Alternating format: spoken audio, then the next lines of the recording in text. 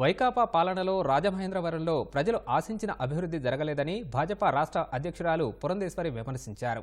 ఇళ్ల స్థలాల పేరుతో వైకాపా నేతలు వందల కోట్ల రూపాయలు కొట్టేశారని ఆరోపించారు.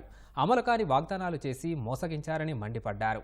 కూటమి అభ్యర్థిగా తనను గెలిపించాలని, అందరికీ అందుబాటులో ఉండి సమస్యలు పరిష్కరిస్తానని హామీ ఇచ్చారు. రాజమహేంద్రవరంలో భాజపా పార్లమెంటరీ కార్యాలయాన్ని ఆ పార్టీ రాజకీయ వ్యవహారాల ఇన్ఛార్జ్ సిద్ధార్థనాథ్ సింగ్తో కలిసి పురంధేశ్వరి ప్రారంభించారు. ఏదైతే ఈ 5 సంవత్సరాల కాలం ఆంధ్ర రాష్ట్రం ఎన్ని ఇబ్బందులు ఎదుర్కొందో ప్రజలందరికీ తెలుసు.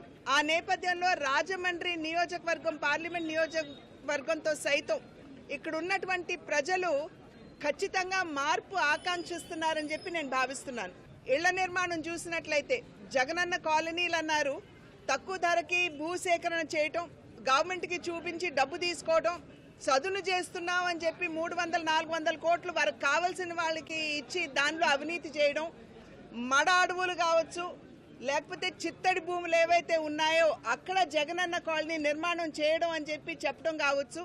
ఇవన్నీ కూడా ఇక్కడ ఉన్నటువంటి ప్రజల్ని మోసం చేసే దిశగా ఉన్నది. కానీ నిజంగా సంక్షేమం అందించాలి అనేటువంటి భావన అయితే ఇక్కడ ఉన్నటువంటి ప్రజాప్రతినిధులకి లేదు అనేటువంటి భావన ఇంతకు ముందున్నటువంటి ప్రజాప్రతినిధులు అలివిగాని వాగ్దానాలు ఏవైతే చేశారు అంటే కాకినాడ రాజమండ్రిని మేము ట్విన్ సిటీ చేసేస్తామని, లేకపోతే ఏదో పాశ్చాత్య దేశాల్లాగా మేము డెవలప్ చేసేస్తామని చెప్పినటువంటి వారు కనీసం ఇక్కడ పర్యాటక రంగాన్ని కూడా సరిగ్గా ఇక్కడ అభివృద్ధి చేయలేకపోయారు. కానీ అలివిగాని వాగ్దానాలు చేసే దిశగా కాకుండా ఖచ్చితంగా రాజమండ్రి పార్లమెంట్ నియోజకవర్గ అభివృద్ధికి నేను కట్టుబడి ఉన్నాను. అందరికీ అందుబాటులో ఉంటూ వారి సమస్యల్ని పరిష్కరించే దిశగా నేను అడుగులు వేస్తాను అని చెప్పి మాత్రమే మీ ద్వారా నేను ప్రజలందరికీ కూడా తెలియజేసుకుంటున్నటువంటి విషయం.